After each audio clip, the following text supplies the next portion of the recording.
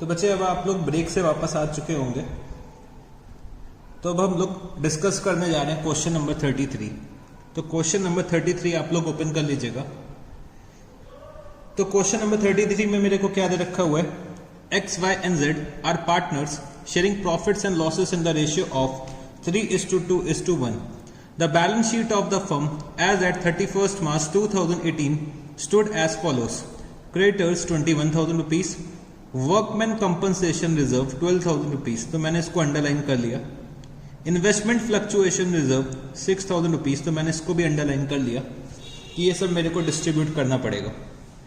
फिर बच्चे मेरे को यहाँ पे कैपिटल अकाउंट के बैलेंसेस दे रखे हुए हैं, तो एक्स वाई और बच्चे ये जेड होगा। एक्स वाई और जेड का बैलेंस दे रखा हुआ है 68,000 रुपीज, 32,000 रुपीज, 21,000 रुपीज, टोटल कितना हो जाएगा 1,21,000 रुपीज।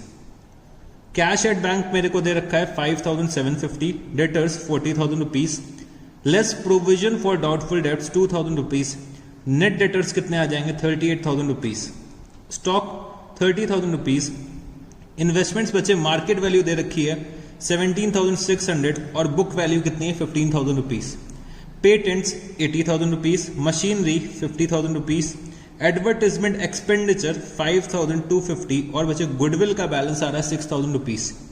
तो मैंने एडवर्टाइजमेंट एक्सपेंडिचर को भी अंडरलाइन कर लिया और गुडविल को भी अंडरलाइन कर लिया कि ये भी मेरे को डिस्ट्रीब्यूट करने पड़ेंगे। Z retired on the above date on the following terms: goodwill of the firm is to be valued at ₹34,800, value of patents is to be reduced by 20% and that of machinery to 90%. Provision for doubtful debts is to be created at 6% on debtors. Z took the investments at market value. तो बच्चे Z जो है वो घर investments लेकर चले गए। Liability for workman compensation to the extent of 750 is to be created. A liability of 4,000 included in creditors is not to be paid. Amount due to Z to be settled on the following basis: rupees 5,067 to be paid immediately, 50% of the balance within 1 year, and the balance by a bill of exchange without interest at 3 months. Give necessary journal entries for the treatment of goodwill. Prepare revaluation account, capital account and the balance sheet of the new firm. तो बच्चे मेरे यहाँ पे 3 partners हैं, x Y और Z, और बच्चे Z जो है वो फर्म छोड़ के जा रहे हैं। तो बच्चे जब वो फर्म छोड़ के जाएंगे तो मेरे को बहुत सारे एडजस्टमेंट्स करने पड़ेंगे और जेड का पेमेंट करना पड़ेगा। तो यहाँ पे इनका प्रॉफिट शेयरिंग रेशियो दे रखा है 3:2:1, 3:2:1 इनका प्रॉफिट शेयरिंग रेशियो दे रखा है। और बच्चे मेरे को वर्कमैन कंपनसेशन रिजर्व दे रखा है, इन्वेस्टमेंट फ्लक्चुएशन रिजर्व दे रखा है, मेरे को इन्वेस्टमेंट्स की मार्केट वैल्यू दे रखी हुई है, एडवर्टाइजमेंट एक्सपेंडिचर दे रखा है, गुडविल दे रखा है। जेड रिटायर हो रहे हैं और बच्चे मेरे को गुडविल ऑफ द फर्म भी दे रखी है 34,800 रुपीज, और बच्चे मेरे को रीवैल्यूएशन के एडजस्टमेंट्स भी दे रखे हुए हैं। और यहाँ पे एक लाइबिलिटी फॉर वर्कमैन कंपनसेशन दे रखी है 750 रुपीज की। और क्वेश्चन में मेरे को ये बताया गया है कि amount due to Z to be settled on the following basis: 5,067 to be paid immediately, 50% of the balance within 1 year and the balance by a bill of exchange at 3 months. तो मेरे को यहाँ पे जर्नल एंट्रीज पास करनी है for the treatment of goodwill. तो सिर्फ और सिर्फ गुडविल से रिलेटेड मेरे को जर्नल एंट्रीज पास करनी है, और मेरे को रिवैल्यूएशन अकाउंट बनाना है, कैपिटल अकाउंट बनाना है, और पार्टनर्स जो बैलेंस शीट बनेगी ऑफ द न्यू फर्म वो मेरे को ड्रॉ करनी है। तो चलो अब हम लोग क्वेश्चन नंबर 33 को स्टार्ट करते हैं। तो बच्चे मैं अपने ऑर्डर को फॉलो करूंगा। सबसे पहले मैं रिवैल्यूएशन करूंगा, फिर मैं रिजर्व्स का ट्रीटमेंट करूंगा, फिर मैं गुडविल को डिस्ट्रीब्यूट करूंगा, फिर मेरे को रिटायरिंग पार्टनर से रिलेटेड जो भी अदर एडजस्टमेंट्स दे रखे हैं वो मैं करूंगा, फिर रिटायरिंग पार्टनर का पेमेंट करूंगा। उसके बाद अगर मेरे कॉन्टिन्यूइंग पार्टनर से रिलेटेड कोई एडजस्टमेंट्स दे रखे हैं उसका मैं एडजस्टमेंट करूंगा, और मैं क्या करूंगा कैपिटल अकाउंट का बैलेंस कर दूंगा। तो मैं अपने ऑर्डर से ही चलूंगा। तो सबसे पहले मैं यहाँ पे क्या करने जा रहा हूँ, रीवैल्यूएशन अकाउंट बनाने जा रहा हूँ। तो question number 33, revaluation account. Revaluation account, तो हमें बच्चे रीवैल्यूएशन का कॉन्सेप्ट पता है कि अगर हमें दुख हो रहा होगा तो हम लोग करेंगे डेबिट, और अगर हमें खुशी हो रही होगी तो हम करेंगे क्या, क्रेडिट। तो मेरे को रीवैल्यूएशन से रिलेटेड दे रखा हुआ है, value of patents is to be reduce by 20%। तो बच्चे मेरे को पेटेंट्स की वैल्यू 20% से रिड्यूस करनी है, तो मैंने यहाँ पे लिखा टू पेटेंट्स अकाउंट। पेटेंट्स की वैल्यू मेरे को बैलेंस शीट में दे रखी है 80,000 रुपीज।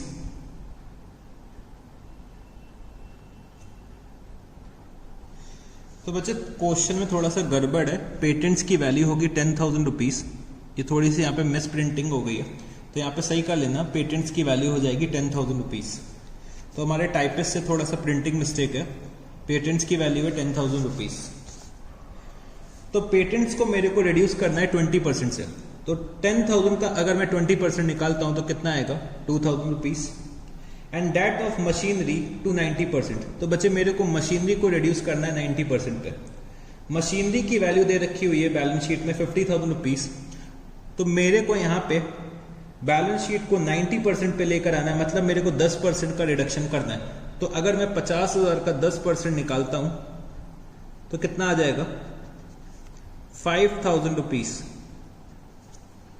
फिर मेरे को दे रखा हुआ है provision for doubtful debts is to be created at 6% on debtors. Debtors का अमाउंट मेरे को दे रखा है 40,000 रुपीज।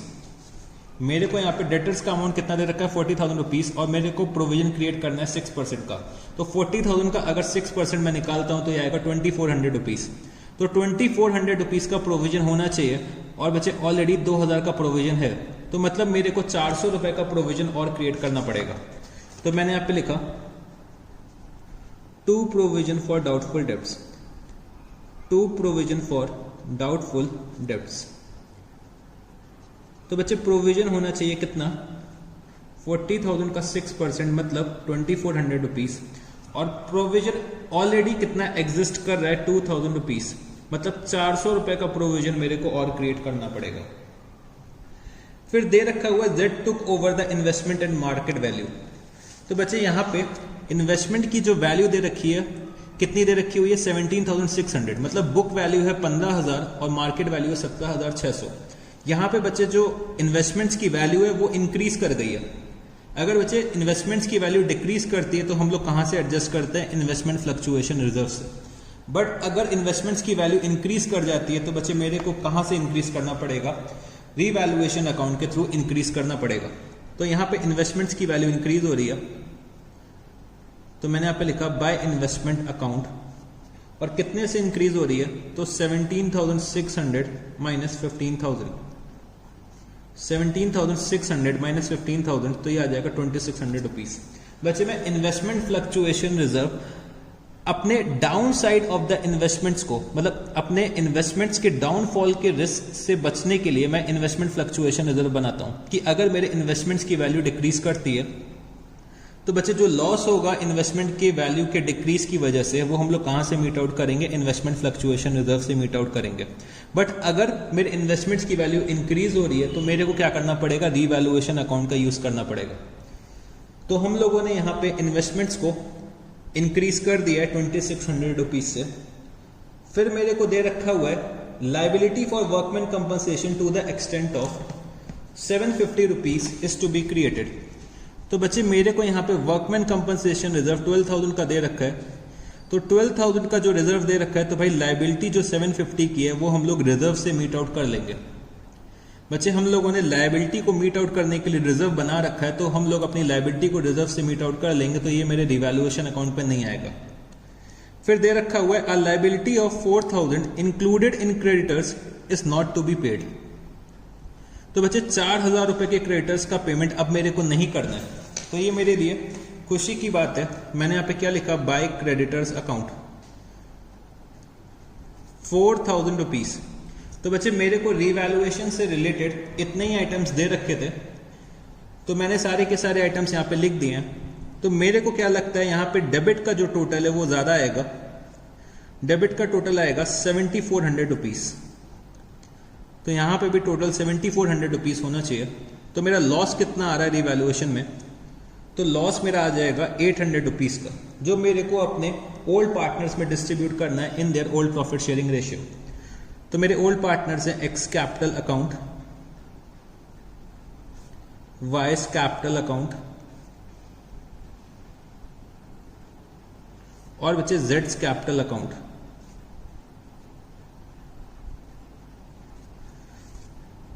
तो x का शेयर है 3/6, y का शेयर है 2/6 और बचे z का शेयर है 1/6। तो 800 रुपीज का लॉस आ रहा है। तो 800 को अगर हम लोग डिस्ट्रीब्यूट करते हैं 3:2:1 के रेशियो में, तो z का शेयर आ रहा है 133, y का शेयर आ रहा है 267 और बचे x का शेयर आ रहा है 400 रुपीज। तो मैंने यहाँ पे रीवैल्यूएशन अकाउंट बना लिया है। अब हम लोग चलो पार्टनर्स के कैपिटल अकाउंट बनाते हैं। तो मैं यहाँ पे आता हूं और मैंने यहाँ पे लिखा कैपिटल अकाउंट, कैपिटल अकाउंट। तो बच्चे मेरे 3 पार्टनर्स हैं एक्स, वाई और जेड। तो मैंने यहाँ लिखा एक्स, वाई और जेड, एक्स, वाई और जेड। तो चलो बच्चे आप लोग फॉर्मेट ड्रॉ कर लीजिएगा, फिर हम लोग स्टार्ट करते हैं। तो आप लोगों ने फॉर्मेट ड्रॉ कर लिया होगा, तो मैं यहाँ पे लिख देता हूं पार्टनर्स के ओपनिंग बैलेंसेस। तो by balance brought down, balances दे रखे हुए हैं मुझे 68,000 रुपीज एक्स का, 32,000 रुपीज वाई का और बचे 21,000 रुपीज जेड का। और यहाँ पे जेड जो है वो बच्चे फर्म छोड़ के जा रहे हैं, तो मैंने यहाँ पे एक एरो बना दिया जिससे कि मेरे को याद रहे कि जेड जो है वो फर्म छोड़ के जा रहे हैं। तो सबसे पहले मैं रीवैल्यूएशन का लॉस डिस्ट्रीब्यूट करूंगा। तो to revaluation account, to revaluation account. तो बच्चे 400 रुपीज, 267 रुपीज, 133 रुपीज। तो हम लोगों ने रीवैल्यूएशन का ट्रीटमेंट कर लिया है। अब बच्चे मेरे को अपने रिजर्व्स को डिस्ट्रीब्यूट करना है, अपने एक्यूमुलेटेड लॉसेस को डिस्ट्रीब्यूट करना है, एक्यूमुलेटेड प्रॉफिट्स को डिस्ट्रीब्यूट करना है और अगर मेरे कोई डिफर्ड रेवेन्यू एक्सपेंडिचर है तो वो भी मेरे को डिस्ट्रीब्यूट करना है। तो मेरे को दे रखा हुआ है वर्कमैन कंपनसेशन रिजर्व। तो बच्चे वर्कमैन कंपनसेशन रिजर्व का अमाउंट है 12,000 रुपीज और मेरे को लाइबिलिटी दे रखी हुई है 750 रुपीज की। तो बच्चे लाइबिलिटी जो है वो हम लोग अपने रिजर्व से मीट आउट करेंगे और जो भी रिमेनिंग रिजर्व्स बचेंगे वो हम लोग क्या करेंगे, अपने ओल्ड पार्टनर्स में ओल्ड प्रॉफिट शेयरिंग रेशियो में डिस्ट्रीब्यूट कर देंगे। तो बच्चे 12,000 रुपीज के रिजर्व्स हैं और 750 की लाइबिलिटी है, तो रिमेनिंग रिजर्व्स बचेंगे 11,250 रुपीज के। तो मेरे को 11,250 रुपीज डिस्ट्रीब्यूट करना है। तो मैंने यहाँ पे लिखा by workman compensation reserve, by workman compensation reserve 11,250 को मेरे को डिस्ट्रीब्यूट करना है इन द रेशियो ऑफ 3:2:1। तो यहां पे Z का शेयर हो जाएगा 1875, Y का शेयर हो जाएगा 3750 और बच्चे X का शेयर हो जाएगा 5625। तो वर्कमैन कंपनसेशन रिजर्व मैंने डिस्ट्रीब्यूट कर दिया है। अब मेरे को इन्वेस्टमेंट फ्लक्चुएशन रिजर्व डिस्ट्रीब्यूट करना है। तो इन्वेस्टमेंट फ्लक्चुएशन रिजर्व हम लोग फुल अमाउंट डिस्ट्रीब्यूट कर देंगे। तो by investment fluctuation reserve, by investment fluctuation reserve, तो मेरे को इन्वेस्टमेंट फ्लक्चुएशन रिजर्व का अमाउंट दे रखा है 6,000 और मेरे को 3:2:1 के रेशियो में डिस्ट्रीब्यूट करना है। तो 3,000, 2,000 और 1,000 रुपीज। तो हम लोगों ने इन्वेस्टमेंट फ्लक्चुएशन रिजर्व भी डिस्ट्रीब्यूट कर दिया। अब मेरे को यहाँ पे एडवर्टिजमेंट एक्सपेंडिचर का अमाउंट दे रखा है 5,250 रुपीज। तो ये भी मेरे को अपने ओल्ड पार्टनर्स में डिस्ट्रीब्यूट करना है। तो मैंने यहाँ पे लिखा टू एडवर्टिजमेंट एक्सपेंडिचर। तो ये बच्चे मेरा डिफर्ड रेवेन्यू एक्सपेंडिचर है जो मेरे को राइट ऑफ करना है। तो टू एडवर्टिजमेंट एक्सपेंडिचर और ये मैं डिस्ट्रीब्यूट कर दूंगा इन देयर ओल्ड रेशियो 3:2:1। मेरे को अमाउंट दे रखा है 5,250। तो यहां पे Z का शेयर आएगा 875, Y का शेयर आ जाएगा 1750 और बच्चे X का शेयर आ जाएगा 2625। तो हम लोगों ने एडवर्टाइजमेंट एक्सपेंडिचर भी डिस्ट्रीब्यूट कर दिया। तो बच्चे हम लोगों ने रीवैल्यूएशन का ट्रीटमेंट कर लिया, रिजर्व्स का ट्रीटमेंट कर लिया और अपने डिफर्ड रेवेन्यू एक्सपेंडिचर्स का भी ट्रीटमेंट कर लिया। अब बच्चे मेरे को अपना गुडविल का डिस्ट्रीब्यूशन करना है। तो मेरे को यहाँ पे बैलेंस शीट में गुडविल दिखाई दे रही है। तो बच्चे मेरे को अपनी गुडविल को राइट ऑफ करना पड़ेगा। जो भी बैलेंस शीट में आ रही है, तो मैंने यहाँ पे लिखा टू गुडविल अकाउंट, और ये मैं राइट ऑफ कर दूंगा अपने ओल्ड पार्टनर्स के बीच में in their old profit sharing ratio. तो अमाउंट है 6,000 रुपीज का, जो मेरे को राइट ऑफ करना है इन द रेशियो ऑफ 3:2:1। तो बचे 3,000, 2,000 और बचे 1,000 रुपीज। तो हम लोगों ने गुडविल को भी राइट ऑफ कर दिया। अब बचे जो भी Z का शेयर निकल के आएगा फर्म की गुडविल में, जो भी Z का शेयर निकल के आएगा फर्म की गुडविल में, बचे X और Y उसको पेमेंट कर देंगे। तो मेरे को यहाँ पे न्यू प्रॉफिट शेयरिंग रेशियो नहीं दे रखा हुआ है, तो इसका मतलब क्या हो जाएगा, जो बचे X और Y का ओल्ड रेशियो होगा वही इनका न्यू रेशियो हो जाएगा, और साथ ही साथ इनका गेनिंग रेशियो भी 3:2 का हो जाएगा। तो गेनिंग रेशियो इसका क्या हो जाएगा 3:2, और न्यू रेशियो इनका क्या हो जाएगा 3:2। ठीक है जी। तो Z का अगर मैं शेयर निकालता हूं तो गुडविल ऑफ द फर्म मेरे को दे रखी है 34,800, और Z जो फर्म छोड़ के जा रहे हैं तो Z का प्रॉफिट शेयरिंग रेशियो था 1/6। तो Z सेक्रीफाइस कर रहा है 1/6, तो 34,800 डिवाइडेड बाय 6 अगर मैं करता हूं तो Z का शेयर निकल के आ रहा है 5,800 रुपीज। 5,800 रुपीज का पेमेंट X और Y करेंगे इन द रेशियो ऑफ 3:2। तो मैंने यहां पे क्या लिखा, by X capital account by Y's capital account. तो X और Y पेमेंट कर रहे हैं Z को बचे शेयर ऑफ गुडविल का, तो ये लोग पेमेंट करेंगे 3:2 के रेशियो में। तो 5,800 का पेमेंट होना है, तो X पे करेंगे 3,480 और बचे Y पे करेंगे 2,320। इसका करस्पॉन्डिंग इफेक्ट मैं यहां पे दिखा दूंगा, तो मैं यहां लिख दूंगा 2Z's कैपिटल अकाउंट 3,480 2,320। ठीक है जी। तो मैंने गुडविल का भी डिस्ट्रीब्यूशन कर दिया। तो बच्चे हम लोगों ने रिवैल्यूएशन कर लिया, रिजर्व्स कर लिया, गुडविल का भी डिस्ट्रीब्यूशन कर लिया। अब मेरे को ये देखना है कि क्या मेरे को कोई अदर एडजस्टमेंट रिटायरिंग पार्टनर से रिलेटेड दे रखी है। तो हाँ सर, हाँ मेरे को एक एडजस्टमेंट दे रखी है। यहां पे मेरे को दे रखा है कि Z took over the investment at market value. तो बच्चे Z जो है वो इन्वेस्टमेंट्स घर लेकर चले गए। तो Z अगर इन्वेस्टमेंट घर लेकर चले जाएंगे तो मेरे को एंट्री करनी पड़ेगी। तो Z जो है वो इन्वेस्टमेंट घर लेकर जा रहे हैं, तो मैंने यहां पे क्या लिखा, टू इन्वेस्टमेंट अकाउंट। तो इन्वेस्टमेंट्स की मार्केट वैल्यू थी 17,600 रुपीज, वो मैंने यहां पे लिख दिया। तो बच्चे अब मेरे को Z का पेमेंट निकालना पड़ेगा कि भाई Z को कितना पेमेंट करना है। तो अगर मैं क्रेडिट साइड का टोटल करता हूं, क्रेडिट साइड का टोटल करता हूं तो 21,000 रुपीज, 1875, 1,000, 3,480 और बचे 2,320। तो ये टोटल आ रहा है 29,675, 29,675।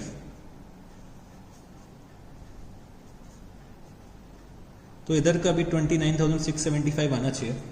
फिर इसमें से मैं लेस क्या कर दूंगा, 133, 875, 1,000 और बचे 17,600। तो यहां पे Z का टोटल पेमेंट बन रहा है 10,067 रुपीज का। तो यहां पे एक चार्ट दे रखा है, एक पैटर्न दे रखा है कि मेरे को Z को पेमेंट कैसे करना है। तो यहां पे दे रखा है 5067 टू बी पेड इमीडिएटली, मतलब 5067 का पेमेंट मेरे को तुरंत ही कर देना है। तो मैंने यहां पे क्या लिखा, to bank account, to bank account, और मैंने यहां पे कितना लिखा 5067। फिर दे रखा हुआ है 50% of the balance with in 1 year.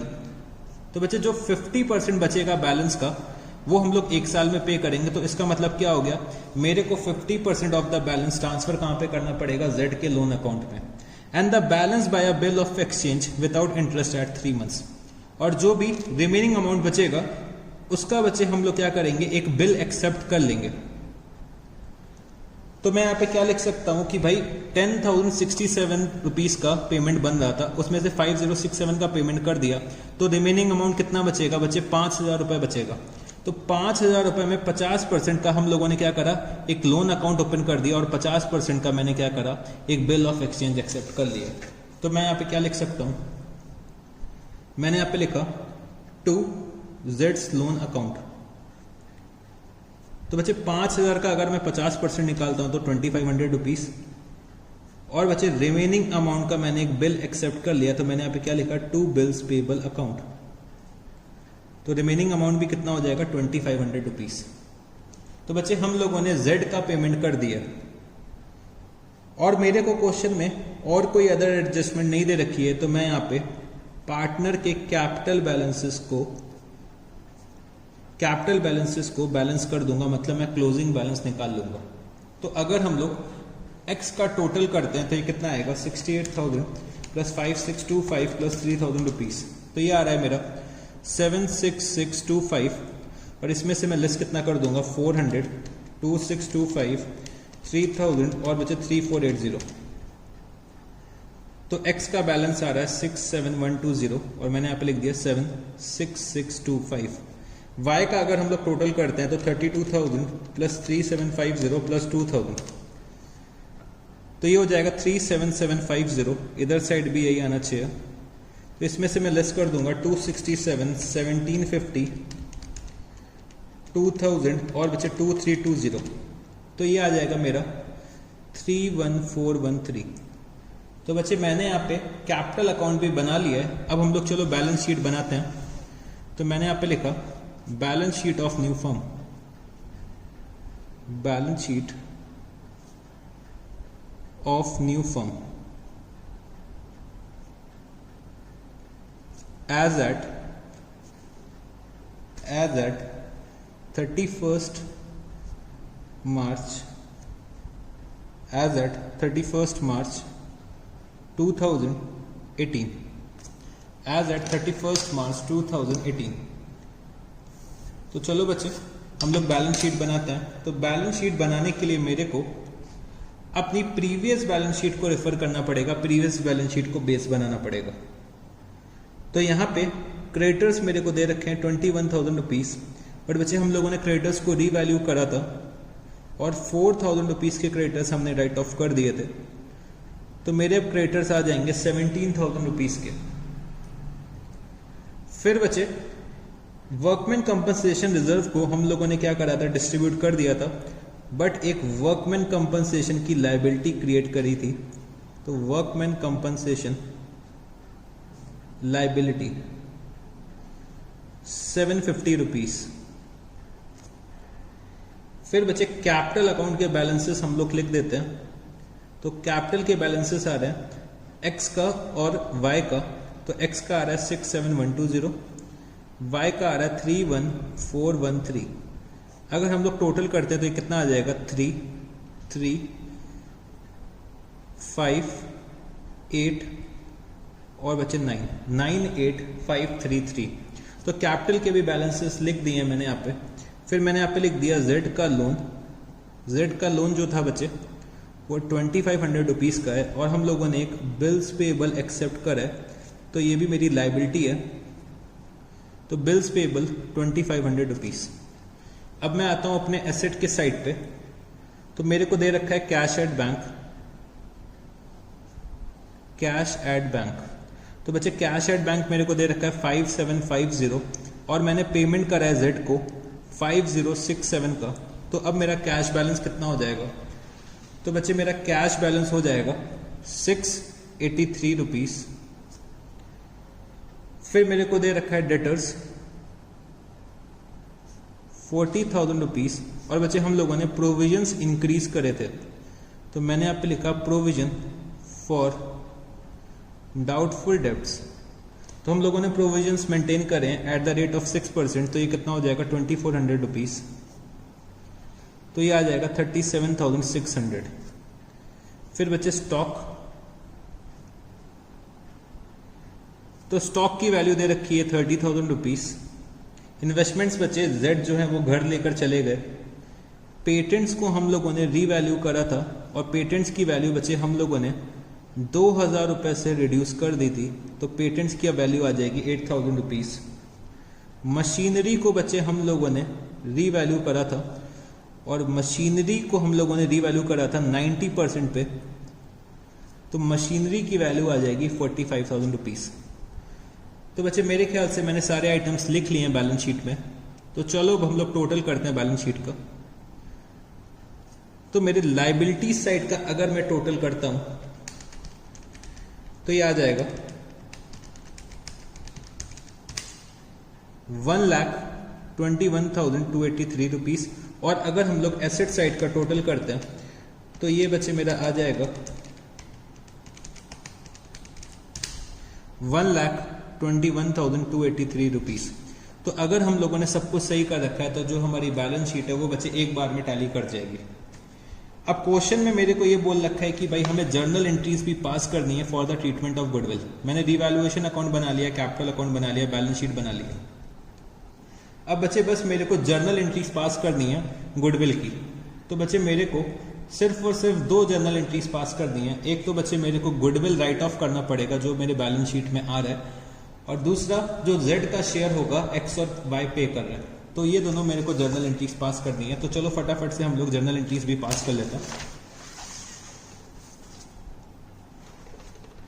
Journal particulars, LF number, amount और बच्चे amount. Particulars, LF number, amount और बच्चे अमाउंट। तो फटाफट से फॉर्मेट ड्रॉ कर लीजिएगा, हम लोग स्टार्ट करते हैं।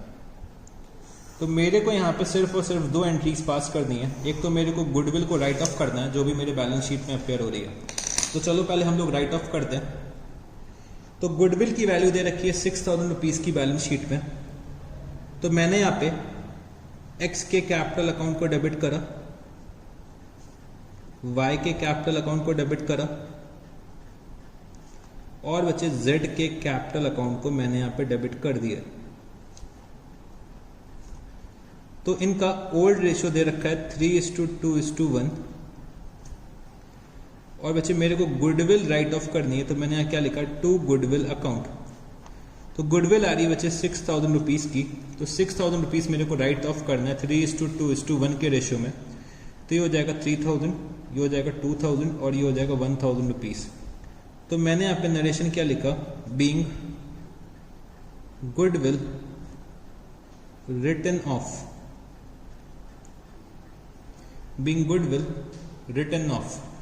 अब बच्चे मेरे को पेमेंट दिखाना है कि भाई जो मेरा सेक्रीफाइसिंग पार्टनर है, जो मेरा पार्टनर है जेड, वो फर्म छोड़ के जा रहा है। तो मेरे को गुडविल का पेमेंट करना पड़ेगा उसको। तो पेमेंट कौन करेगा बच्चे, पेमेंट जो है वो हमारे गेनिंग पार्टनर्स करेंगे।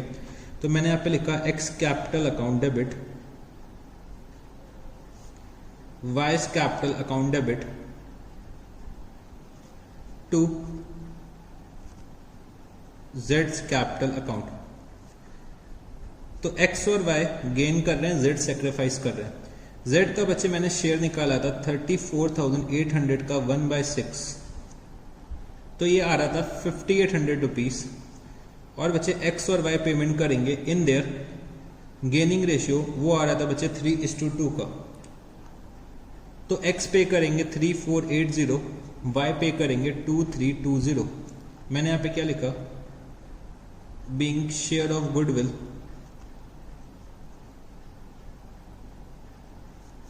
डिस्ट्रीब्यूटेड। तो बच्चे हम लोगों ने यहां पे क्वेश्चन नंबर 33 भी कंप्लीट कर लिया, ठीक है जी।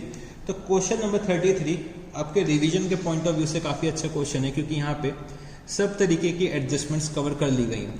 तो ये आप लोग रिवीजन के पॉइंट ऑफ व्यू से कंसिडर कर सकते हैं, ठीक है जी। तो क्वेश्चन नंबर 33 यहाँ पे कंप्लीट हो जाता है। अब हम लोग अपने टॉपिक को थोड़ा सा और आगे लेकर चलते हैं। तो बच्चे अब मेरे को कैपिटल एडजस्टमेंट्स के बारे में बातें करनी है। जो हमारे ऑर्डिनरी क्वेश्चंस थे वो मैंने आपको काफी करवा दिए, ठीक है जी। ऑर्डिनरी क्वेश्चंस जो थे मेरे वो मैंने आपको काफी करवा दिए। तो अगर आप लोग मेरे ऑर्डिनरी क्वेश्चंस को देखोगे तो ऐसे क्वेश्चंस आप लोगों ने ऑलरेडी एडमिशन में कर रखे हैं। तो ट्रीटमेंट लगभग सिमिलर है। वहां पे बच्चे मेरा एक नया पार्टनर आ रहा था फर्म में, यहाँ पे पार्टनर जो है वो फर्म छोड़ के जा रहा है। बस इतना डिफरेंस है। अगर आप लोग ट्रीटमेंट के पॉइंट ऑफ व्यू से देखोगे तो रिवैल्यूएशन का सेम ट्रीटमेंट है, रिजर्व्स का सेम ट्रीटमेंट है, गुडविल भी हम लोग सेम तरीके से डिस्ट्रीब्यूट कर रहे थे। बच्चे एडमिशन के केस में मेरा नया पार्टनर आ रहा था तो वो कैपिटल लेकर आ रहा था। यहाँ पे बच्चे मेरा पार्टनर जा रहा है तो कैपिटल लेकर जा रहा है, बस इतना डिफरेंस है। अब हम लोग आते हैं कैपिटल एडजस्टमेंट्स में। तो जैसे कि बच्चे एडमिशन में हम लोगों ने डिस्कस करा था, कैपिटल एडजस्टमेंट्स हमारे सीबीएसई बोर्ड के सिलेबस में नहीं है। एडमिशन के चैप्टर में कैपिटल एडजस्टमेंट्स के बारे में हमने डिस्कस करा था कि भाई सीबीएसई बोर्ड के सिलेबस से हटा दिया गया ड्यू टू कोविड-19 की सिचुएशंस की वजह से, जो सिलेबस रिड्यूस हुआ है। तो सिमिलरली जो ये मेरा रिटायरमेंट का चैप्टर है, इसमें से भी बच्चे कैपिटल एडजस्टमेंट्स हटा दिया गया है सीबीएसई बोर्ड के सिलेबस से। तो सीबीएसई बोर्ड के जो बच्चे हैं वो चाहे तो ये पढ़ सकते हैं कैपिटल एडजस्टमेंट के बारे में, चाहे तो ये टॉपिक को छोड़ सकते हैं क्योंकि ये सिलेबस से उनके हटा दिया गया। बट बच्चे मैं सीबीएसई बोर्ड के बच्चों को बता देना चाहता हूँ कि जो उनसे प्रीवियस बैचेस थे उनको कैपिटल एडजस्टमेंट के बारे में आता है, और मेरे को ये नहीं पता कि भाई आपके बाद जो नेक्स्ट बच्चे आएंगे जो अभी 11th में हैं, जब नेक्स्ट ईयर वो भी 12th में आएंगे तो शायद ये टॉपिक फिर से ले आया जाए। ये करंट ईयर में रिड्यूस कर दिया ड्यू टू कोविड-19 सिचुएशन। हो सकता है कि नेक्स्ट ईयर में फिर से कैपिटल एडजस्टमेंट का टॉपिक सिलेबस में आ जाए।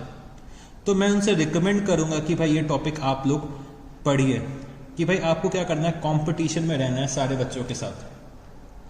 भाई जो आपके सीनियर्स हैं उन लोगों ने ये टॉपिक पढ़ा है, आपके जूनियर्स भी ये टॉपिक पढ़ेंगे, और अगर आप लोग नहीं पढ़ते तो कहीं ना कहीं आप लैग करोगे उनके पीछे। तो आप लोगों को भी कैपिटल एडजस्टमेंट्स के बारे में मालूम होना चाहिए कि आप लोगों ने भी ऐसी चीज़ पढ़ी है। और बच्चे कैपिटल एडजस्टमेंट ये ऐसा टॉपिक है, अगर आप लोग फर्दर प्रोफेशनल कोर्सेज में जाओगे तो कैपिटल एडजस्टमेंट तब जाके आपको पढ़ना ही पड़ेगा। इससे अच्छा ये है कि अभी पढ़ लो, एग्जाम में नहीं आएगा कोई बात नहीं, बट आपकी नॉलेज जो है वो इन्हेंस होगी और आपकी वर्किंग भी बच्चे और अच्छी होगी, क्योंकि कैपिटल एडजस्टमेंट के जो क्वेश्चंस होते हैं उसमें थोड़ा सा दिमाग लगाना पड़ता है। ठीक है जी, तो मैं रिकमेंड करूंगा कि भाई आप लोग पढ़ो। और सीए फाउंडेशन के बच्चों को तो पढ़ना ही है, उनके पास कोई ऑप्शन नहीं है क्योंकि उनके सिलेबस में तो है। तो भाई सीबीएसई बोर्ड के बच्चों आप लोग भी इसको पढ़िएगा, सिर्फ और सिर्फ आपकी नॉलेज इनहेंस होगी और कुछ नहीं होगा। और कुछ थोड़ा सा टाइम देना है, कोई बहुत ज़्यादा टाइम भी आपको नहीं देना है। ठीक है जी, तो चलो अब हम लोग कैपिटल एडजस्टमेंट को शुरू करते हैं। तो बच्चे कैपिटल एडजस्टमेंट, अगर मैं सीए फाउंडेशन की बात करूं तो ये वेरी वेरी इंपॉर्टेंट है आपके एग्जाम के पॉइंट ऑफ व्यू से। कैपिटल एडजस्टमेंट के क्वेश्चंस आने के बहुत ज़्यादा चांसेस रहते हैं सीए फाउंडेशन में। तो चलो मैं कैपिटल एडजस्टमेंट्स को डिस्कस करता हूं। जैसे कि मैंने आपको बताया था, कैपिटल एडजस्टमेंट्स में हमारे जो पार्टनर्स हैं वो अपने कैपिटल्स को एडजस्ट करते हैं अपने न्यू प्रॉफिट शेयरिंग रेशियो के अकॉर्डिंग। तो जो भी मेरे कॉन्टिन्यूइंग पार्टनर्स होते हैं वो बच्चे अपने कैपिटल्स को एडजस्ट करेंगे न्यू प्रॉफिट शेयरिंग रेशियो के अकॉर्डिंग। ठीक है जी, तो कैपिटल एडजस्टमेंट के बच्चे रिटायरमेंट के केस में 4 केसेस बनते हैं। मैं यहाँ पे लिख देता हूँ 4 केसेस। एडमिशन में कितने केसेस बनते थे बच्चे? एडमिशन में सिर्फ और सिर्फ 2 केसेस बन रहे थे, बट रिटायरमेंट में 4 केसेस बनते हैं। तो मेरे को चारों केसेस आपसे डिस्कस करना है। तो मेरे साथ यहाँ पे लिखना केस नंबर 1। हम लोग केस वाइज चलेंगे। Case number 1, when total capital of the firm is given, when total capital of the firm is given। तो मेरे को क्या करना पड़ेगा? Step 1, divide the total capital, divide the total capital in new profit sharing ratio, in new profit sharing ratio. तो divide the total capital in new profit sharing ratio among the continuing partner, among the continuing partners। ठीक है जी। फिर step 2, calculate the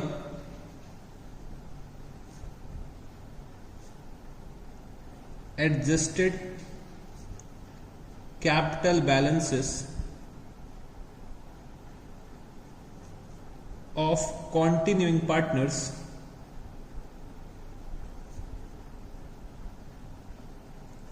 calculate the adjusted capital balances of continuing partners। step 3,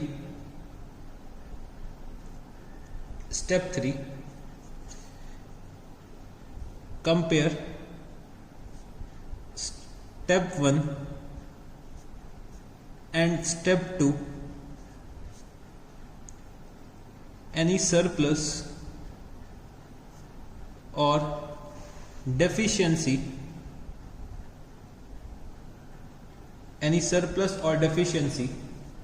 is adjusted through cash और current account. तो बच्चे adjustment number मतलब मेरा जो case number 1 है ये हम लोग ऑलरेडी एडमिशन के चैप्टर में पढ़ चुके हैं। चलो फिर से एक बार हम लोग इसको रिवाइज कर लेते हैं। तो जब कभी भी मेरे को total capital of the new firm दे रखा होगा तो यहाँ पे लिख लेना when total capital of the new firm is given. तो जब कभी भी मेरे को टोटल कैपिटल न्यू फर्म का दे रखा होगा तो बच्चे मेरे को न्यू फर्म का जो कैपिटल है वो न्यू प्रॉफिट शेयरिंग रेशियो में डिस्ट्रीब्यूट करना पड़ेगा अमंग द कॉन्टिन्यूइंग पार्टनर्स। फिर बच्चे मेरे को कैलकुलेट करना पड़ेगा adjusted capital balance of continuing partners. तो एडजस्टेड कैपिटल बैलेंस का मतलब क्या हो गया कि हम लोग सारे के सारे ट्रीटमेंट्स कर चुके हैं, रिवैल्यूएशन से रिलेटेड, रिजर्व से रिलेटेड, गुडविल से रिलेटेड। उसके बाद जो बैलेंस निकल के आएगा उसको हम लोग क्या बोलते हैं, एडजस्टेड कैपिटल बैलेंस। फिर मेरे को स्टेप 1 और स्टेप 2 को कंपेयर करना है और जो भी सरप्लस या डेफिशिएंसी होगी वो हमें कैश या फिर करंट अकाउंट के थ्रू एडजस्ट करनी है। तो चलो हम लोग एग्जाम्पल्स के थ्रू डिस्कस कर लेते हैं क्योंकि भाई नंबर्स के थ्रू हमें जल्दी समझ में आता है। तो मैंने यहाँ पे लिखा example, total capital of the new firm, total capital of the new firm is equal to 1 lakh rupees, new profit sharing ratio, और मेरे दो पार्टनर्स हैं A and B, 1:1, adjusted capital balance of A. तो एडजस्टेड कैपिटल बैलेंस ए का दे रखा हुआ है, ए का बच्चे दे रखा है 70,000 रुपीज और बी का दे रखा हुआ है 40,000 रुपीज। ठीक है जी। तो फाइंड आउट या फिर लिख दो आप लोग, adjust the balances, adjust the capital balances in new profit sharing ratio. ठीक है जी, adjust the capital balances in new profit sharing ratio. तो मेरे को total capital of the new firm दे रखी है 1 lakh rupees, new profit sharing ratio दे रखा है 1:1, और बच्चे एडजस्टेड कैपिटल बैलेंस मेरे को दे रखा है ए का 70,000 रुपीज, बी का 40,000 रुपीज, और मेरे को यहाँ दे रखा है कि भाई एडजस्ट करो कैपिटल बैलेंस को according to the new profit sharing ratio. तो मेरे यहाँ पे दो पार्टनर्स हैं ए और बी। बच्चे सी जो है वो फर्म छोड़ के जा चुके हैं तो सी से कोई मतलब नहीं है। मेरे को टोटल कैपिटल दे रखा हुआ है 1 लाख रुपीस। तो ए जो प्रॉफिट शेयर कर रहे हैं वो बच्चे हाफ शेयर कर रहे हैं और बी भी प्रॉफिट हाफ शेयर कर रहे हैं। तो इनका न्यू कैपिटल कितना निकल के आएगा, न्यू कैपिटल इनका क्या निकल के आएगा बच्चे, 1 लाख का 1/2 निकालता हूं तो ए का कैपिटल होना चाहिए 50,000 रुपीज और बी का भी कैपिटल होना चाहिए 50,000 रुपीज। बट एक्चुअली में इनका कैपिटल बैलेंस है कितना, तो मैंने यहाँ पे लिखा एडजस्टेड कैपिटल बैलेंस, या फिर मैं लिख सकता हूं क्या, actual capital balance, actual capital balance. ये मेरे को दे रखा है 70,000 रुपीज और ये मेरे को दे रखा है 40,000 रुपीज। ठीक है जी। तो अब दोनों को कंपेयर करना है बच्चे मेरे को। तो ए का कैपिटल होना चाहिए 50,000 रुपीज बट है एक्चुअली में कितना, 70,000 रुपीज। तो ए बच्चे 20,000 रुपए घर लेकर चले जाएंगे, इनका क्या है, एक्सेस है। तो या तो ये घर लेकर चले जाएंगे तो मैं यहाँ पे क्या यूज करूंगा, कैश अकाउंट को यूज करूंगा। अगर ये घर लेकर नहीं जा रहे हैं तो हम लोग कहां पे ट्रांसफर कर देते, हम लोग इनके करंट अकाउंट में ट्रांसफर कर देते। बी जो है हमारे बच्चे, बी का कैपिटल होना चाहिए 50,000 रुपए बट एक्चुअली में है कितना, 40,000 रुपए। तो बी का जो कैपिटल है वो बच्चे 10,000 रुपीज शॉर्ट है। तो बी या तो घर से कैश लेकर आएंगे 10,000 रुपए का, या फिर हमें क्या करना पड़ेगा, करंट अकाउंट के थ्रू एडजस्टमेंट करना पड़ेगा। तो ये बच्चे केस नंबर 1 है मेरा। तो केस नंबर 1 के बारे में ऑलरेडी हम लोग डिस्कस कर चुके हैं एडमिशन के चैप्टर में। तो केस नंबर 1 तो बिल्कुल सिमिलर है। तो चलो अब हम लोग केस नंबर 1 से रिलेटेड एक क्वेश्चन भी सॉल्व कर लेते हैं। तो अब आप लोग ओपन करिएगा question number 34। Question number 34 open करिएगा, क्या दे रखा हुआ है क्वेश्चन नंबर 34 में। तो on 31st March 2018 the balance sheet of A, B and C who were sharing profit and losses in proportion to their capital stood as creditors 10,800 rupees, bills payable 5,000 rupees, capitals 45,000, 30,000, 15,000 rupees और total कितना हो गया 90,000 rupees। तो यहाँ पे ये दे रखा हुआ है कि भाई प्रॉफिट और लॉसेस ये लोग अपने कैपिटल के प्रोपोर्शन में शेयर करते थे। तो भाई यहाँ पे अगर मैं देखता हूँ कैपिटल कितना आ रहा है 45,000, 30,000 और 15,000 रुपीज। तो अगर मैं कैपिटल के प्रोपोर्शन में प्रॉफिट शेयर करता हूँ तो अगर मैं यहाँ पे प्रॉफिट शेयरिंग रेशियो निकालूंगा तो क्या आएगा 3:2:1। प्रॉफिट शेयरिंग रेशियो मेरा कितना आ जाएगा 3:2:1। अब मेरे को कैश एट बैंक दे रखा है 13,000 rupees, debtors 10,000 rupees, less provision 200 rupees, net debtors 9,800 rupees. Stock दे रखा है बच्चे मेरे को 9,000 rupees, machinery 24,000 rupees, freehold premises 50,000 rupees. ठीक है जी। इसके बाद अगर मैं और आगे चलता हूं तो मेरे को दे रखा हुआ है बी रिटायर्स एंड फॉलोइंग री adjustments of assets and liabilities have been agreed upon before ascertainment of the amount payable to B। तो बच्चे यहाँ पे B जो है वो फर्म से रिटायर हो रहा है। तो मेरे को यहाँ पे दे रखा हुआ है out of the amount of insurance premium which was debited to profit and loss account ₹1,000 be carried forward for unexpired insurance, free hold premises be appreciated by 10%, provision for doubtful debts is brought up to 5% on debtors, machinery be depreciated by 5%. Liability for workman compensation to the extent of ₹1,500 will be created, that the goodwill of the firm be fixed at ₹18,000 and B's share of the same be adjusted into the accounts of A and C who are going to share future profits in the proportion of 3/4 and 1/4 respectively.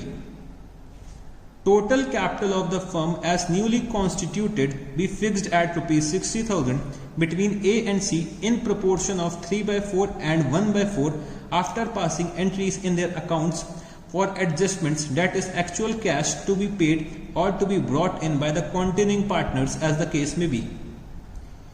B be paid ₹5,000 in cash and balance be transferred to his loan account. Prepare capital account of the partners and balance sheet of the firm of A and C। तो बच्चे यहाँ पे मेरे को एक balance sheet दे रखी है जिसमें मेरे 3 पार्टनर से A, B और C जो प्रॉफिट शेयर कर रहे हैं अपने कैपिटल के रेशियो में, जो मैंने कैलकुलेट करा है 3:2:1। फिर बच्चे B जो है वो फर्म छोड़ के जा रहे हैं, फर्म से रिटायर हो रहे हैं। तो जब कभी भी B रिटायर होंगे, मेरा कोई एक पार्टनर रिटायर होता है तो मेरे को बहुत सारे एडजस्टमेंट्स करने पड़ते हैं। तो मेरे को यहाँ पे रीवैल्यूएशन से रिलेटेड काफ़ी एडजस्टमेंट्स दे रखे हुए हैं, तो मेरे को रीवैल्यूएशन का एडजस्टमेंट करना पड़ेगा। फिर बच्चे मेरे ख्याल से रिजर्व्स के बारे में कुछ दे नहीं रखा है, तो रिजर्व्स को हम लोगों को डिस्ट्रीब्यूट नहीं करना होगा, बट गुडविल की बातें यहाँ पे दे रखी हैं।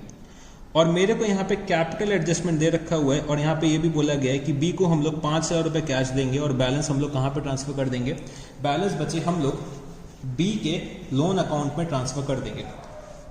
और मेरे को क्वेश्चन ने बोला है कि भाई कैपिटल अकाउंट बना दो पार्टनर्स के, बैलेंस शीट बना दो ऑफ द न्यू फर्म। तो बच्चे कैपिटल अकाउंट बनाने के लिए पहले मेरे को रिवैल्यूएशन अकाउंट बनाना पड़ेगा।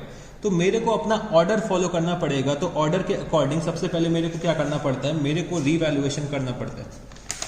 तो चलो अब हम लोग क्वेश्चन नंबर 34 को सॉल्व करते हैं।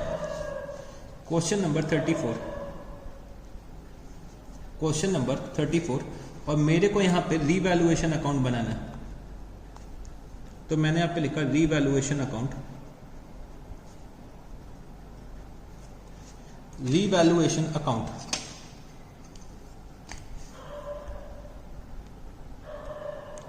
तो बच्चे रीवैल्यूएशन अकाउंट का कॉन्सेप्ट क्या है कि अगर मेरे को खुशी हो रही तो मैं क्या करूंगा, क्रेडिट, और अगर मेरे को दुख हो रहा है तो मैं क्या करूंगा, डेबिट। तो सबसे पहले मेरे को ये दे रखा हुआ है out of the amount of insurance premium which was debited to the profit and loss account ₹1,000 be carried forward for unexpired insurance. तो बच्चे जो मैंने इंश्योरेंस प्रीमियम का पेमेंट करा था, तो बच्चे मैंने पूरा का पूरा अमाउंट डेबिट कर दिया प्रॉफिट एंड लॉस अकाउंट पे। फिर बच्चे मेरे को बाद में पता चला कि 1000 रुपये का जो इंश्योरेंस प्रीमियम था वो मेरा प्रीपेड था, वो मेरा अनएक्सपायर्ड था। तो मेरे को पता चला कि भाई मेरा एक एसेट क्रिएट हो रहा है प्रीपेड के नाम से, तो मेरे को खुशी होगी, तो मैं क्या करूँगा, क्रेडिट। तो मैंने यहाँ पे लिखा by prepaid insurance account 1000 rupees. Free hold premises be appreciated by 10%। Free hold premises की वैल्यू दे रखी है बैलेंस शीट में 50,000 रुपीज़, तो मेरे को 10% से एप्रिशिएट करना है, तो मैंने यहाँ पे लिखा by free hold premises. By free hold premises 50,000 का बच्चे 10% अगर मैं निकालता हूं तो ये आ जाएगा 5,000 rupees. Provision for doubtful debts is brought up to 5% on debtors. तो बच्चे मेरे को प्रोविजन जो क्रिएट करना है वो बच्चे 5% का क्रिएट करना है। तो मेरे को डेटर्स का अमाउंट दे रखा हुआ है 10,000 रुपीज, तो 10,000 का अगर मैं 5% निकालता हूं तो 500 रुपीज का प्रोविजन होना चाहिए। बट हम लोगों ने ऑलरेडी जो प्रोविजन क्रिएट कर रखा है वो बच्चे 200 रुपए का क्रिएट कर रखा है, तो मेरे को एडिशनल 300 रुपए का प्रोविजन क्रिएट करना पड़ेगा। तो मैंने यहाँ पे क्या लिखा, to provision for doubtful debts, to provision for doubtful debts. तो बच्चे 10,000 का 5% प्रोविजन होना चाहिए, बट ऑलरेडी मैंने 200 रुपीज का क्रिएट कर रखा है, तो मैं एक्सेस प्रोविजन और कितना क्रिएट करूंगा, 300 रुपीज का। फिर इसके बाद मेरे को दे रखा हुआ है मशीनरी बी डेप्रिशिएटेड बाय 5%। तो मशीनरी को मेरे को डेप्रिशिएट करना है 5% से। मशीनरी की वैल्यू कितनी है, 24,000 रुपीज। तो मैंने यहाँ पे लिखा टू मशीनरी अकाउंट, 5% का डेप्रिसिएशन है 24,000 रुपीज पे, तो ये आ जाएगा मेरा 1200 रुपीज। फिर बच्चे मेरे को दे रखा हुआ है liability for workman compensation to the extent of ₹1500 will be created. तो बच्चे मेरे को कोई वर्कमैन कंपनसेशन रिजर्व दे नहीं रखा है, तो मेरे को जो लाइबिलिटी क्रिएट करनी पड़ेगी वो कहां से क्रिएट करनी पड़ेगी, रीवैल्यूएशन अकाउंट के थ्रू। तो मैंने यहाँ पे लिखा to liability for workman compensation, to liability for workman compensation. Liability for workman compensation मेरे को दे रखी हुई है 1500 रुपीज की, तो मैंने यहां लिखा 1500 रुपीज। तो बच्चे मैंने अपने सारे एसेट्स और लाइबिलिटीज को रीवैल्यू कर लिया है, तो चलो हम लोग देखते हैं कि भाई रीवैल्यूएशन का प्रॉफिट आ रहा है कि लॉस आ रहा है। तो बच्चे यहां पे रीवैल्यूएशन का प्रॉफिट निकल के आएगा, तो मैंने टोटल करा, तो टोटल क्रेडिट साइड का आ रहा है 6,000 रुपीज, डेबिट का भी यही टोटल होना चाहिए। तो प्रॉफिट तो मेरा 3,000 रुपीज का आ जाएगा, जो मेरे को डिस्ट्रीब्यूट करना पड़ेगा अपने ओल्ड पार्टनर्स में in their old profit sharing ratio to A's capital account, to B's capital account,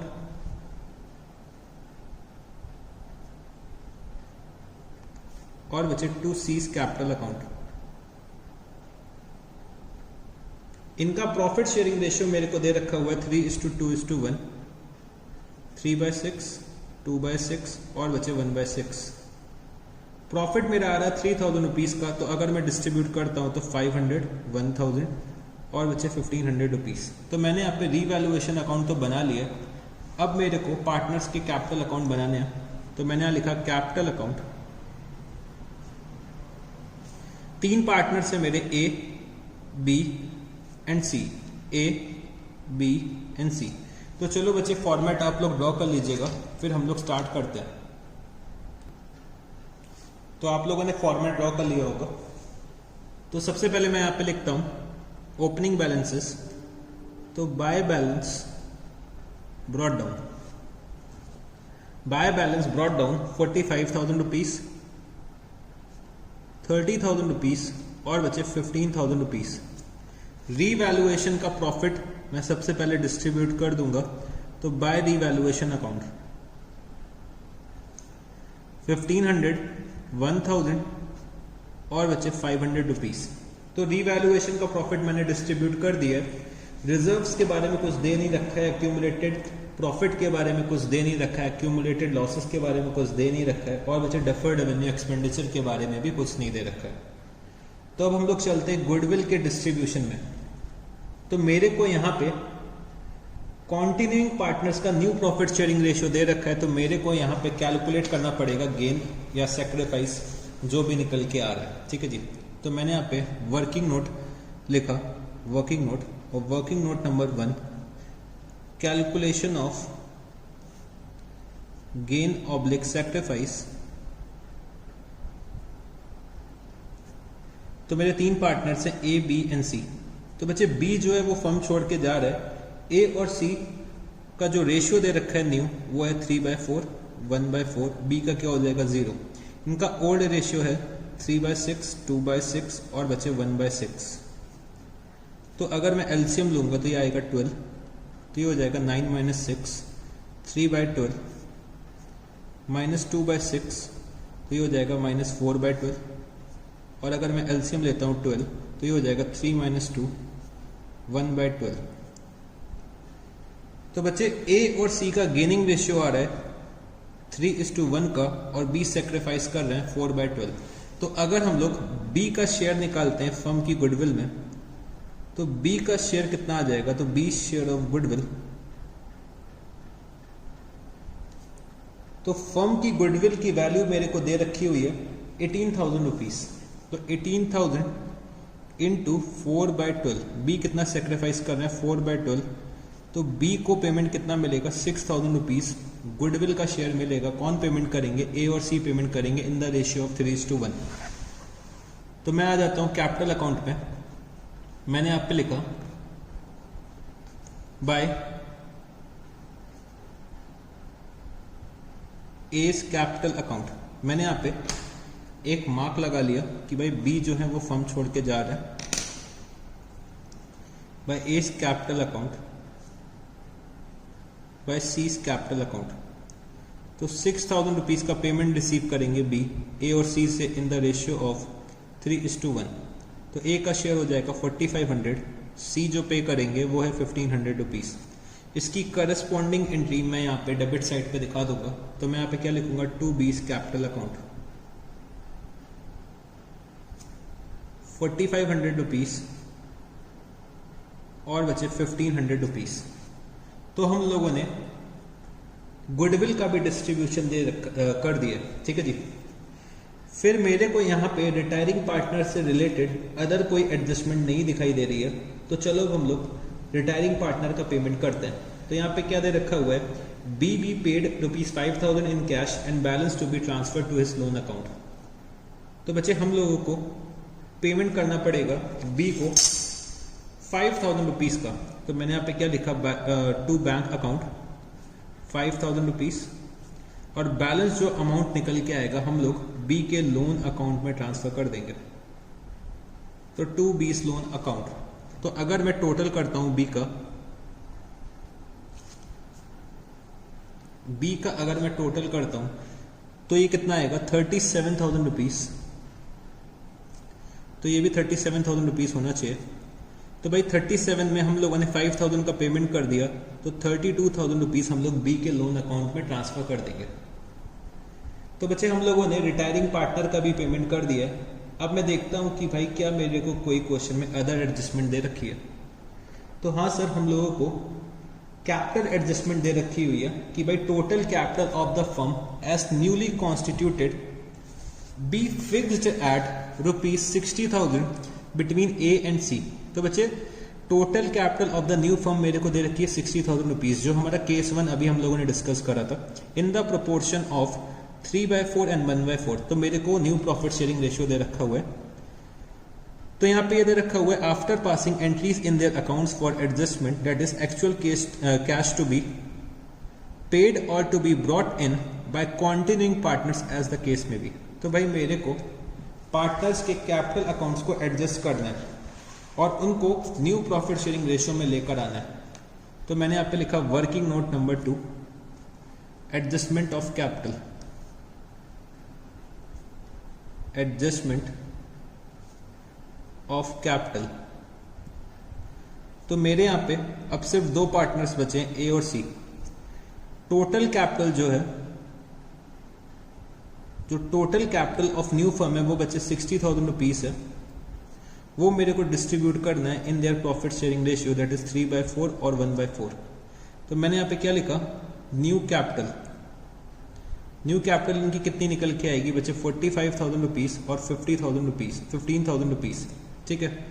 और इनके कैपिटल बैलेंसेस जो आ रहे हैं वो है बच्चे कितने, अगर मैं ए का कैपिटल बैलेंस कैलकुलेट करता हूं तो कितना आ जाएगा, तो 45,000 प्लस 15,000 माइनस 4,500।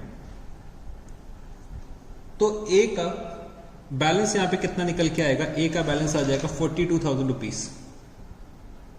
सी का अगर मैं कैलकुलेट करता हूं तो 15,000 प्लस 500 माइनस 1,500, तो सी का यहां पे आ जाएगा 14,000 रुपीज।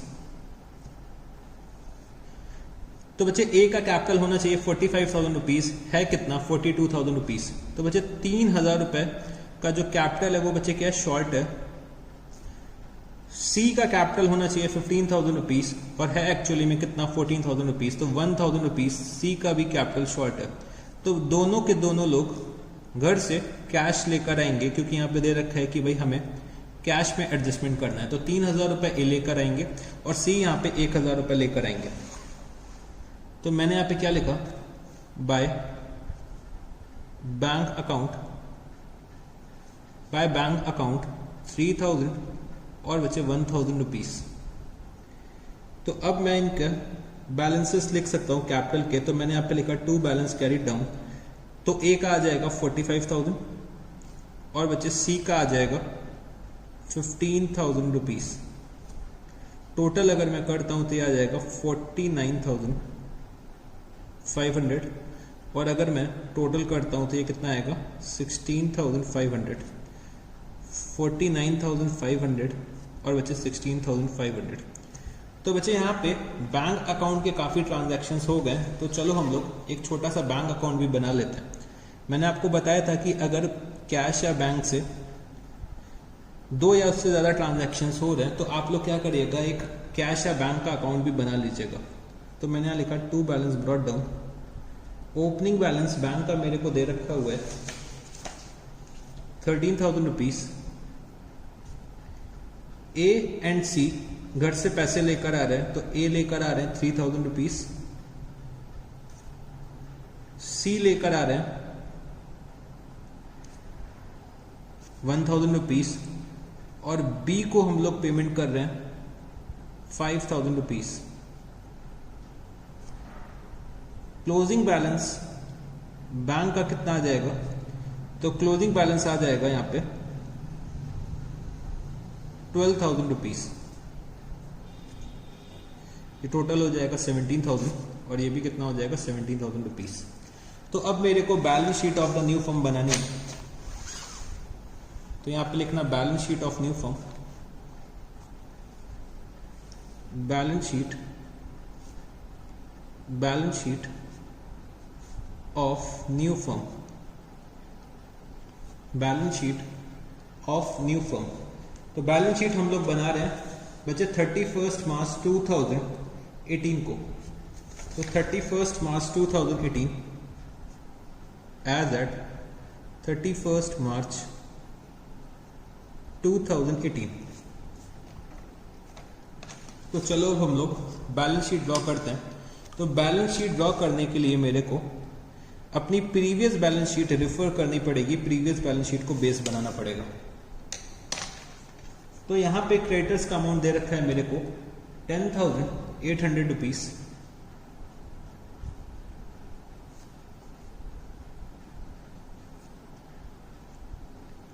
बिल्स पेबल दे रखे हैं मेरे को 5,000 रुपीज। कैपिटल के बैलेंसेस अभी अभी मैंने कैलकुलेट करें, ए एंड सी 45,000, 15,000, टोटल कितना हो जाएगा 60,000।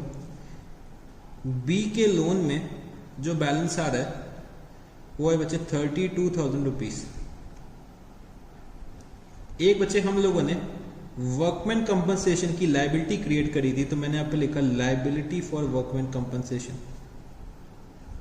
Liability for workman compensation. Amount है 1500 रुपीज।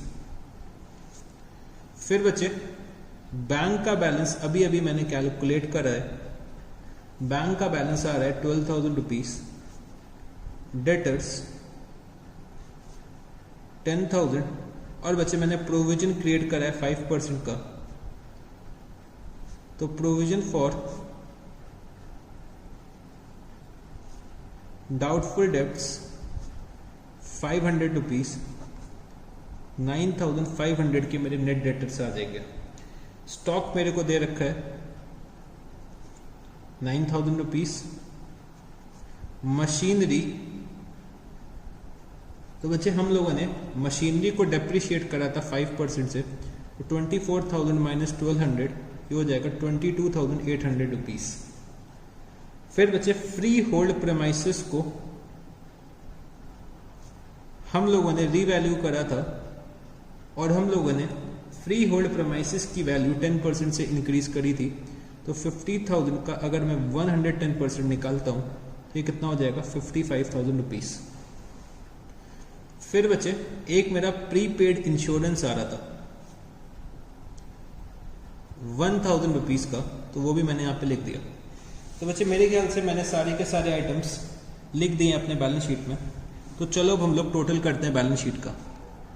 तो अगर हम लोग लाइबिलिटीज साइड का टोटल करते हैं तो लाइबिलिटीज साइड का टोटल आ जाएगा 1,09,300 रुपीज। और अगर हम लोग एसेट साइड का अगर टोटल करते हैं तो एसेट साइड का टोटल आ जाएगा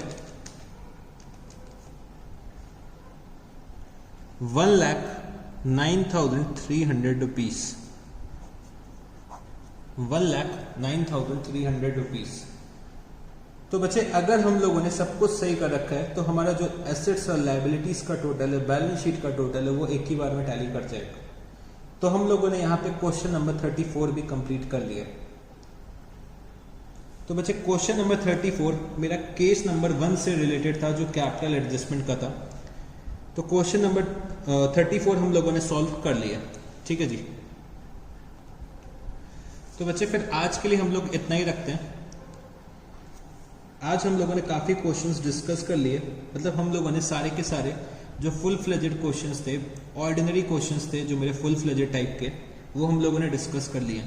तो अगर आप लोग सीबीएसई बोर्ड के स्टूडेंट्स हैं तो भाई ऑर्डिनरी क्वेश्चंस ही आपके एग्जाम में आएंगे, क्योंकि कैपिटल एडजस्टमेंट तो आपके सिलेबस में नहीं है। बट बच्चे अगर आप सीए फाउंडेशन में तो आपको सब कुछ करके चलना है, कुछ भी आपके सिलेबस में आ सकता है। तो अब आप लोग क्या करिएगा, होमवर्क आप लोग नोट कर लीजिए। तो अगर आप लोग रिटायरमेंट को देखेंगे तो भाई रिटायरमेंट बहुत इजी चैप्टर है इन कंपैरिजन टू एडमिशन। तो अगर आपने एडमिशन बहुत अच्छे से पढ़ रखा है तो बच्चे आपको रिटायरमेंट में कोई भी दिक्कत नहीं आएगी। और यही चीज़ मैंने आपको एडमिशन में भी बोली थी कि भाई एडमिशन अच्छे से कर लो तो आपका change in profit sharing ratio भी कवर हो जाएगा, रिटायरमेंट भी कवर हो जाएगा, और बच्चे डेथ भी देखना इतना ईजी है कि मैं आपको क्या बताऊँ। तो चलो फिर अब आप लोग होमवर्क नोट कर लीजिएगा। तो होमवर्क में आपको करना है question number 26, question number 28, question number 29, question number